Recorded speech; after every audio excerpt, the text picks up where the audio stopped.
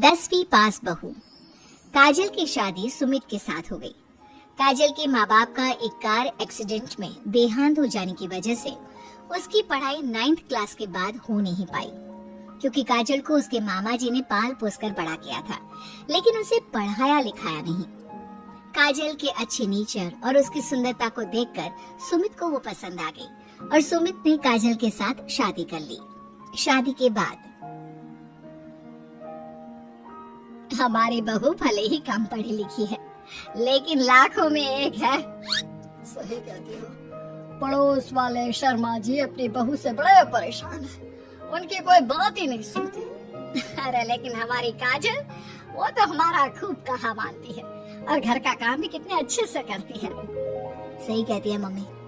पहले मुझे भी लगता था आजकल के जमाने में सिर्फ 9th क्लास पास लड़की कुछ अजीब लगता है, लेकिन घर उसने कितने अच्छे से संभाल लिया है। अब बेटा, पढ़ाई तो वो अपनी परिस्थितियों की वजह से नहीं कर पाई, लेकिन बाकी काम तो अच्छा ही करती है।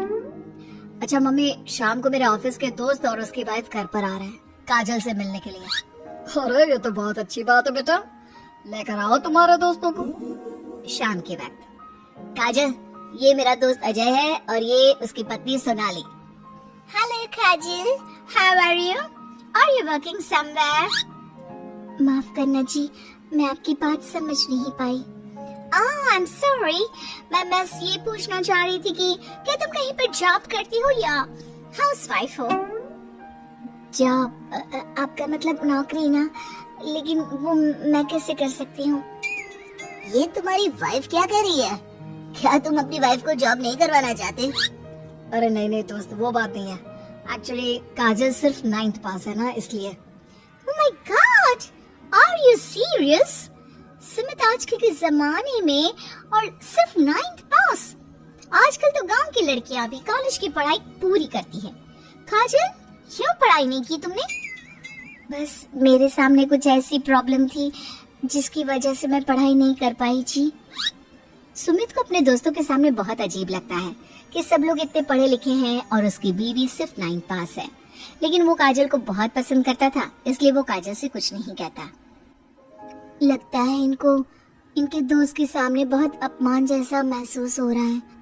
मुझे आगे की पढ़ाई करनी चाहिए, कम से कम 10वीं पास करना तो बहुत जरूरी लगता है। अगले दिन। मम्मी जी, मुझे आपसे कुछ जरूरी बात करनी थी जी। हाँ हाँ बोलो बेटा, क्या बात है? मम्मी जी, दरअसल मैं ना 10वीं क्लास की पढ़ाई करना चाहती हूँ, 10वीं पास करना चाहती हूँ। लेकिन बेटा, अब घर के इतने सारे काम, जिम्मेदारियों के बीच तुम 10वीं की पढ़ाई कैसे करोगी? पापा जी, मेरा बहुत मन है, प्लीज मना मत करिए ना जी। अरे ठीक है बेटा, जैसे तुम्हारी इच्छा। तुम 10वीं का फॉर्म भर दो। काजल खुश होते हुए वहाँ से चली जाती है। कुछ दिनों के बाद। मम्मी, क्या आपने सच में खुश होकर काजल को आगे की पढ़ाई करने की परमिशन दे दी? मेरा मतलब है, वो पढ़ाई करेगी तो घर का सारा काम, जिम्मेदारी कौन संभालेगा?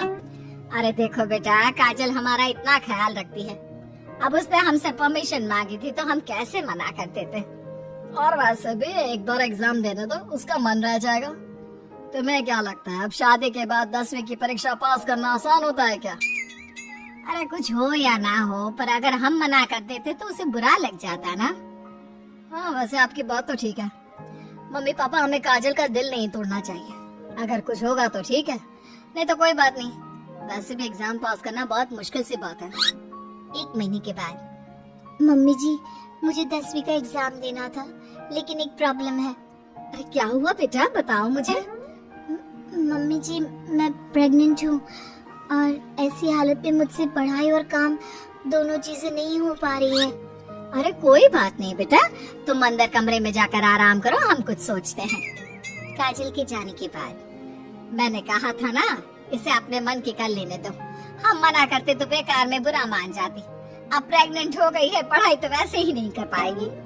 सही कहती हो तुम, लेकिन मुझे लगता है कि बहू का 10वीं पास करने का बहुत मन था। मम्मी, उस दिन जब मेरे दोस्त घर पर आए थे ना, तो मैंने काजल का चेहरा देखा था। वो बहुत उदास हो गई थी, शायद उन लोगों के सामने खुद को काफी नीचा महसूस कर रही थी। अरे लेकिन बेटा, हमने तो परमिशन भी दे दी ना, अब प्रेगनेंसी और घर की जिम्मेदारियों के चलते कैसे सबको संभालेगी?